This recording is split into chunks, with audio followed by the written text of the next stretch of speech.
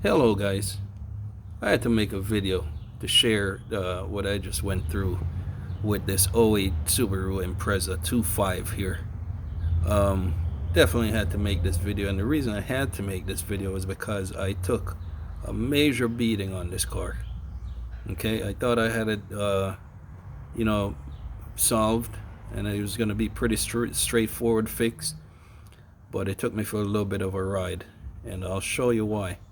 So it came in with that p0028 code, which is for that a VVT solenoid, the one here with the blue connector, right? So we had that issue. We replaced the sensor, or that solenoid, I mean, and looks like somebody had previously replaced the oil pressure switch that sits right by that solenoid. Okay, so this car, I guess it still had this code for that solenoid after they replaced that switch. So I had to do a timing belt service on this car, water pump and stuff. So we did the solenoid, did the water pump, everything was great. Started up the car, ran for a little bit, light was off, then the light popped back on, and that got really frustrating because we put a lot of work into this thing. You know what I mean? Nice clean job with all the pulleys and rollers and everything for that belt. So for us to have still had a problem after all that, kind of messed with my mind a little bit. You know what I mean? But anyway, so I realized we got to do some more digging.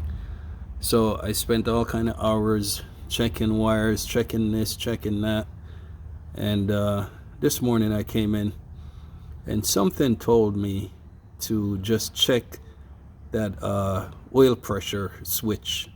Okay, that one that they had replaced previously. Okay, and when I took that connector off, I'm like, man, this connector just came off so easily. Like, it seemed like it wasn't even clipped on at all. And when I looked at the pin inside of that switch, that pin was just pushed to the side. So I'm thinking that meant that there was no connection there between the pin on the connector and the pin on that switch. Okay, so I straightened up that pin, the one you're looking at right there. Let me get a better look at it here. Get this camera to work with me. Okay, so you could see that pin right inside there. That was kind of pushed over to the side and not making any kind of contact. So I straightened it up. Okay, and this is after hours of going through all kinds of other stuff. Okay, straighten it up, plug this connector on. All right, hold on a second while I connect this here. It made that little click. You heard that clicking noise. Okay, and once I did that, started up actually I cleared the codes first, started up the car, light never came back on. Drove it, put miles on it, light never came back on. So if you have that p0028 code, please check that oil pressure switch, make sure the connection is right, and do that before you go crazy.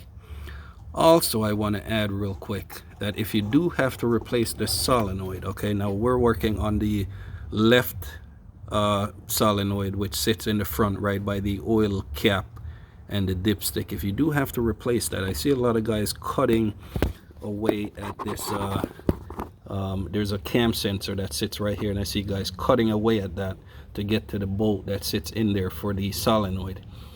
You do not have to cut anything here. There's one bolt on the bottom here that holds that let's see if I can get to it. Okay, so you see that bolt there, that holds this bolt. That 10mm bolt holds this cam sensor in place. You take that off, this cam sensor comes right out the way, and you can get direct access onto that bolt, that other 10mm bolt that's holding the VVT solenoid here. Okay, real easy, no pain, simple. Okay, so that's just another quick note. Hope I help somebody out with this one, because honestly, I didn't know what I was gonna do. I checked everything, couldn't figure this one out. And for it to be something as simple as a bent pin, man, I'm just glad it's over. Y'all be safe. Till next time.